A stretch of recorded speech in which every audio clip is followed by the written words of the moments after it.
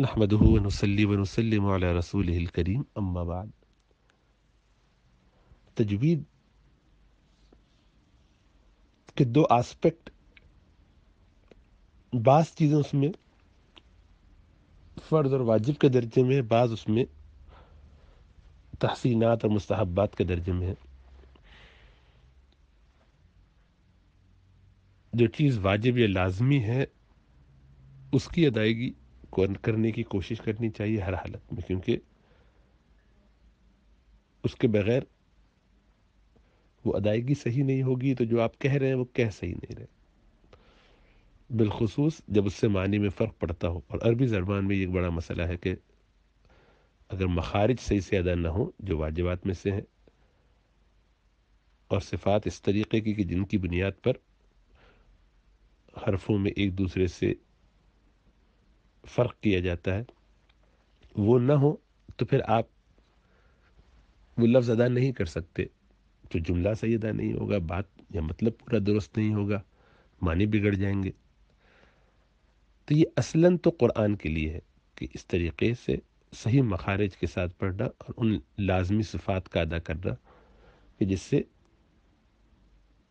معنی نہ بگڑے، اس کا اہتمام ہونا چاہیے. قرآن کی تلاوت میں تو یہ فرض کے درجے میں ہے. قرآن کے علاوہ میں یہ مناسب اور اچھا کام ہے اور مستحب ہے اور بہت اعلیٰ درجے کا کام ہے. لیکن جس طرح قرآن میں اس کی رعایت نہ کرنے سے گناہ گار ہوتا ہے انسان، اور اس کے پکڑ کا اندیشہ ہے اگر اس میں وہ کوتاہی اور غفلت برتے اور سیکھے نہیں، کوشش نہ کرے تو اس سے سوال ہوگا. قرآن کے علاوہ میں یہ مسئلہ نہیں ہے، یعنی یہ ساری اہمیت قرآن کے علاوہ میں اس طرح سے نہیں ہے. تو مثلا کوئی شخص قرآن کے علاوہ جو دعائیں ہیں یا قرآنی دعاؤں کے لیے تلاوت کی نیت سے نہیں پڑھتا، وہاں اگر وہ ایسا نہیں کرتا تو اس میں بہرحال اس درجے کی شدت نہیں ہے. تو اب یہ کہنا کہ درود شریف کو اگر مخارج کے ساتھ، غنہ اور اخفا کے ساتھ، ادغام اور اقلاب کے ساتھ نہ پڑھا تو اس سے غلطی ہے، یہ تو غلطی تو ہے، ظاہری بات ہے کہ اس کی پرفیکشن نہیں ہے، لیکن یہ ایسا عمل نہیں ہے کہ جس سے درود شریف پڑھنے میں گناہ ہونے لگے یا یہ غلط بات ہو جائے، اور اس سے بہتر ہے کہ درود پڑھا ہی نہ جائے، یا اس پر باقاعدہ اہتمام کر کے لوگوں کو یہ بتانے لگیں کہ بھائی اس کو ایسے پڑھو. اس لیے کہ جب آپ نے مخارج پڑھنے کی رعایت قرآن میں اب تک سیکھی ہی نہیں ہے تو آپ درود شریف میں وہ کیا کریں گے رعایت، یا اور دعاؤں میں کیا کریں گے. اس لیے اہتمام اس کا ہونا چاہیے کہ پہلے کیا کی جائے، پہلے کیا ترتیب ہو. تو اصل ترتیب یہ ہے کہ قرآن کے مخارج سیکھے جائیں اور ان کی صفات سیکھی جائیں، کہاں وقف کرنا ہے کہاں نہیں کرنا ہے، یہ سب چیزیں سیکھ کر پھر آگے بڑھا جائے، اور پھر درود وغیرہ میں بھی ان سب کا اہتمام ہو. اور ایک دفعہ زبان پہ تجوید کے قواعد چڑھ جائیں، اچھی خاصی ممارست ہو جائے، تو پھر اس کے بعد مسئلہ پیدا نہیں ہوتا. پھر اس کے بعد ہر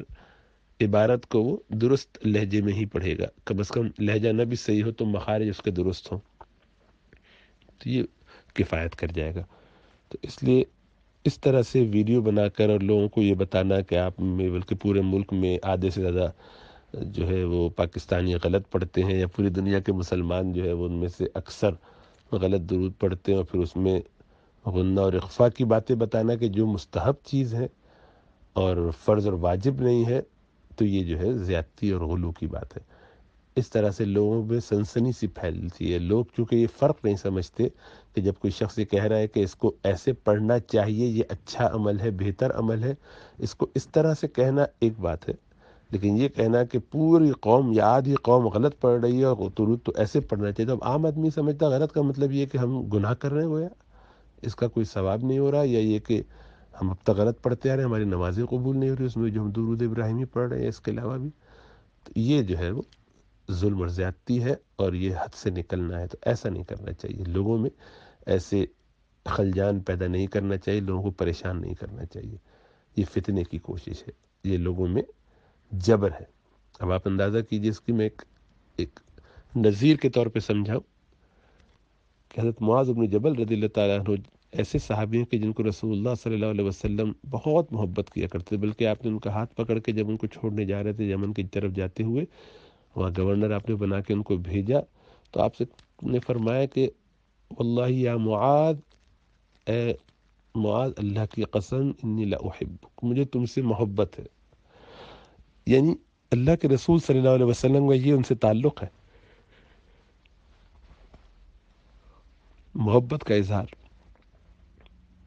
اور بہت شفقت فرمایا کہ قرآن کسی کو سیکھنا ہو تو ان 4 لوگوں سے سیکھے، اس میں معاذ بن جبل موجود ہے رضی اللہ تعالیٰ عنہ۔ تو اتنے بڑے شخص، اتنی محبت، اتنا سب کچھ، لیکن ان کے پیچھے نماز پڑھتے ہوئے ایک عام سے شخص نے رسول اللہ صلی اللہ علیہ وسلم سے تذکرہ کیا کہ وہ تو نماز بہت لمبی پڑھاتے ہیں، فرض نماز میں مجھے کام پہ جانا ہوتا ہے، میں ان کی وجہ سے دور جانا ہوتا ہے، تاخیر ہو جاتی ہے، مسائل پیدا ہو جاتے ہیں، اور میں نے اس لیے ان کے پیچھے نماز نہ پڑھنے کا ارادہ بھی کر لیا، اور اس میں مجھے پریشانی ہے۔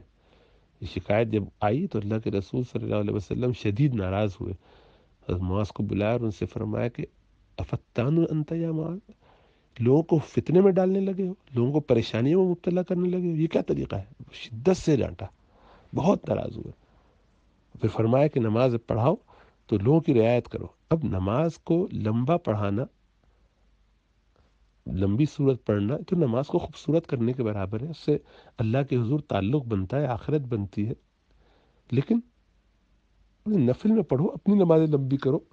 دوسروں کو مشکلات میں ڈالتے ہیں۔ اب یہ درود شریف پڑھنے کا جو طریقہ فرما رہے ہیں، صحیح بات ہے کہ ایسے ہی ادا ہونا چاہیے کہ اللہم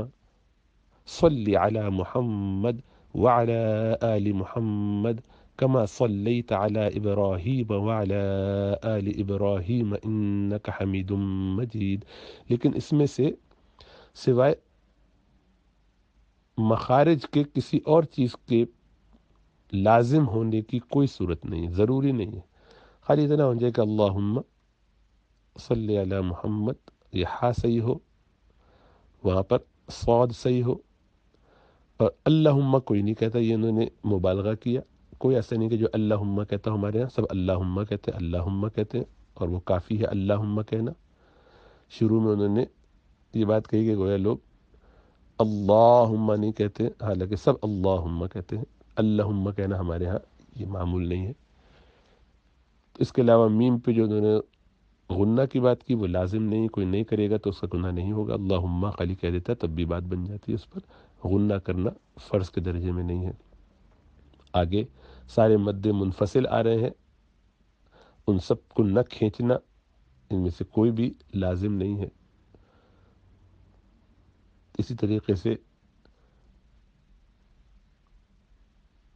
وقف جو کیا جاتا ہے اور اس میں پھر آپ مد کرتے ہیں، مد العارض للسکون وغیرہ، مجید وغیرہ، ان میں سے کوئی لازم نہیں ہے۔ بہرحال میں نے پوری ویڈیو ان کی نہیں سنی، اس لیے کہ جو اصول وہ بتا رہے ہیں وہ قرآن کی تلاوت کے اصول ہیں، اور تحسینات میں سے زیادہ ہے، مستحبات میں سے زیادہ ہے، فرائض میں سے نہیں ہے۔ تو فرض تو اس میں خالی یہ کہ مخارج، بس یہ کہتے کہ جب درود شریف پڑھیں تو اس میں بھی کوشش کریں، جیسے کہ ہر دعا میں، ہر عربی کی عبارت میں کوشش کرنی چاہیے کہ وہ مخارج ٹھیک ہوں، اور وہ کیا ہے، ہمارے یہاں ہا نہیں بولا جاتا تو محمد صحیح سے ادا کر لیا جائے، ہمارے یہاں صاد اور سین میں فرق نہیں کرتے، دونوں ایک جگہ سے نکلتے ہیں، تو اب ان دونوں میں مخرج تو صحیح ہے، صحیح سے مخرج سے نکالتے ہیں، ہم سین کو جہاں سے نکالنا ہے وہیں سے صاد کو نکالنا ہے، لیکن ان دونوں میں ایک صفت سے فرق ہوتا ہے، تو وہ فرق کرنا ضروری ہے، اور وہ کیا ہے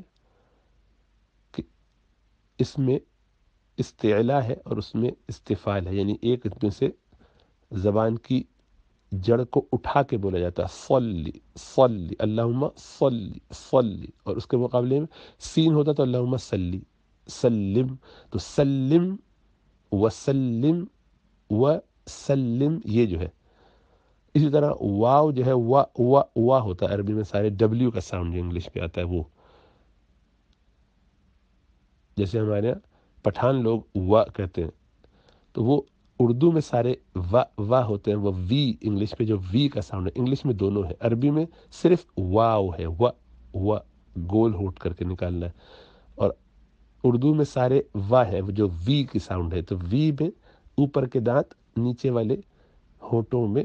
گیلے حصے میں لگتے ہیں، وی وی وی و یہ ہمارا اردو کا ہے، تو ہم اسی عادت کی وجہ سے وسلم کرتے ہیں، تو و الا کہیں گے، تو یہ وا صحیح نہیں ہے، عربی میں یہ وا ہے، وا، تو اس کا مخرج درست نہیں ہے، تو وہ صحیح ہونا چاہیے۔ پھر عین صحیح نکالنا چاہیے، وہ اکثر لوگ اب جانتے ہیں کہ عین کیسے کرنا ہے، کوشش کرتے ہیں الحمدللہ، تو وعلا۔ تو اب یہ جو مخارج ہیں ان کی طرف توجہ دلاتے، اتنی خالی بات کرتے تو کافی تھا، لیکن باقی اور چیزوں میں اتنی باتیں بتا دی اور پریشان کر دیا لوگوں کو، یہ درست طریقہ نہیں ہے۔ یہ آدمی کو باتیں بتانے کا ہوکا نہیں ہونا چاہیے، کوئی بات سیکھ لی، پڑھ لی، سمجھ لی، تو اب اٹھا کے دوسروں پر چسپا نہیں کرنا چاہیے۔ ہم سب ایسے ہی کرتے ہیں، شروع کے زمانے میں نیا نیا سیکھتے ہیں، اسی لیے سکھانے سے پہلے جو بات بتانی سکھانی، وہ اپنے اوپر جو استاد ہے اس سے مشورہ کر لینا چاہیے کہ حکمت کیا ہے۔ تو آپ نوٹ کیجیے گا کہ بڑے علماء، بڑے اکابرین جو زندگی سنبھال رہے ہیں، بتا رہے ہیں، سکھا رہے ہیں، وہ ان چیزوں پہ بات نہیں کرتے، اس لیے کہ وہ چیزوں کا بیلنس جانتے ہیں، تو لوگوں کو پریشان نہیں کیا جانا چاہیے۔ اللہ کے رسول صلی اللہ علیہ وسلم خانہ کعبہ کی تعمیر کے بارے میں چاہتے ہیں، اب خانہ کعبہ کی تعمیر تو وہ دین کا ایک اچھا عمل تھا، بڑی فضیلت کی بات تھی، لیکن اس سے بھی لوگ پریشان ہوں گے، تو آپ نے اس کو اس اصلی بنیاد پر تعمیر نہیں فرمایا کہ عائشہ بھی لوگ نئے نئے دین میں آئے تو پریشان ہوں گے، تو یہ رعایتیں کرنا دین میں،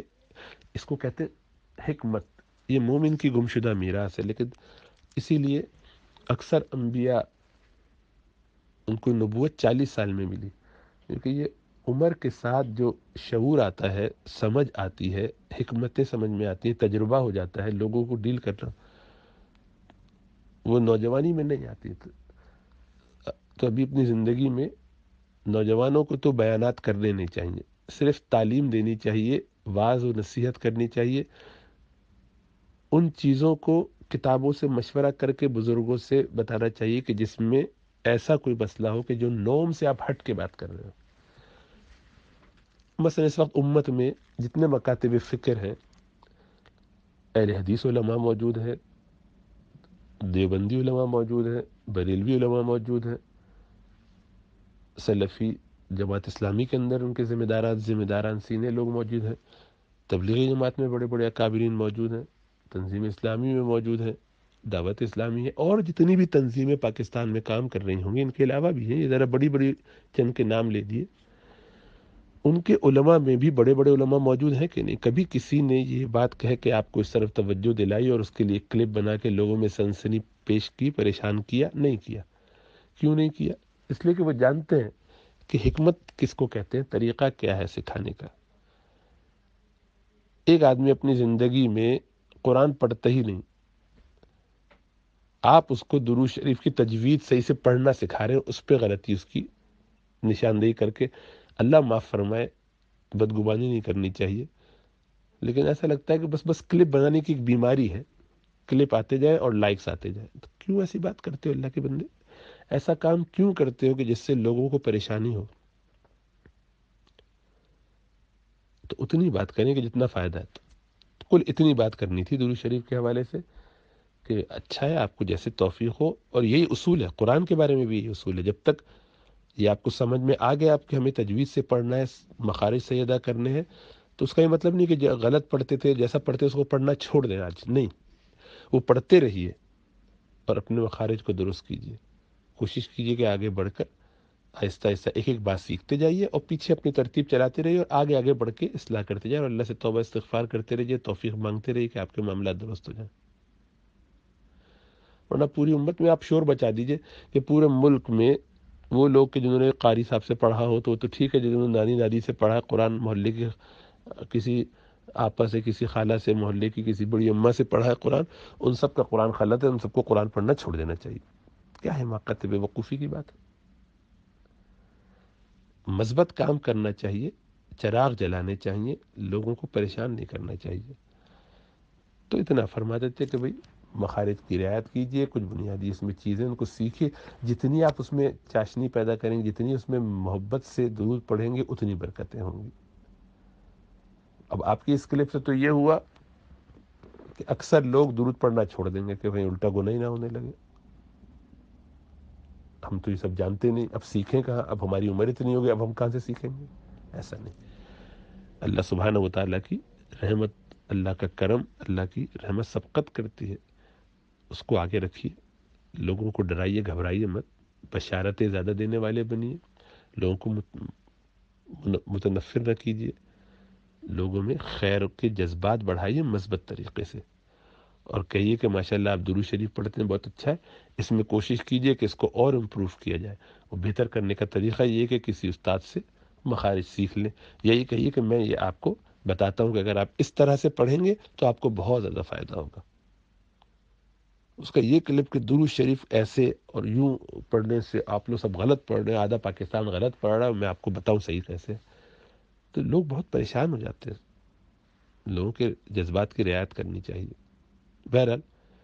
پڑھنا تو صحیح طریقے سے چاہیے، جیسے انہوں نے پڑھا وہ بہت اچھے طریقے سے، ان کی تجوید اور مخارج اللہ ان کو برکت عطا فرمائے، لیکن اللہ ساتھ ساتھ حکمت بھی نصیب فرمائے کہ اپنے کام سے پہلے ہمیشہ اپنے بڑوں کو دکھائیں۔ اسی لیے ہمارے یہاں ہمیشہ علماء کرام بھی کتابیں لکھا کرتے تھے، نئے نئے جب بن جاتے تھے، طالب علم دورہ مکمل کیا حدیث کا،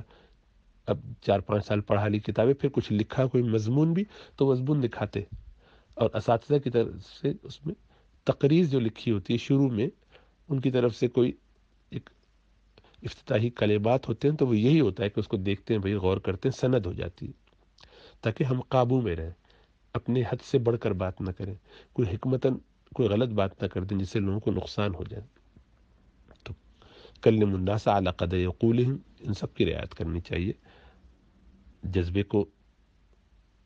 اچھا جذبہ ہے، اس کی قدر بھی کرتے ہیں، اچھی نیت کی بھی کی قدر ہے، اور امید ہے کہ اچھی نیت سے ہی لوگوں کو سکھانے کی کوشش ہے، لیکن اس کو ذرا مثبت دائرے پہ چلائیے، تو اس کا آپ کو بھی فائدہ ہوگا، دوسروں کو بھی فائدہ ہوگا۔ اللہ ہمیں سمجھ و شعور عطا فرمائے۔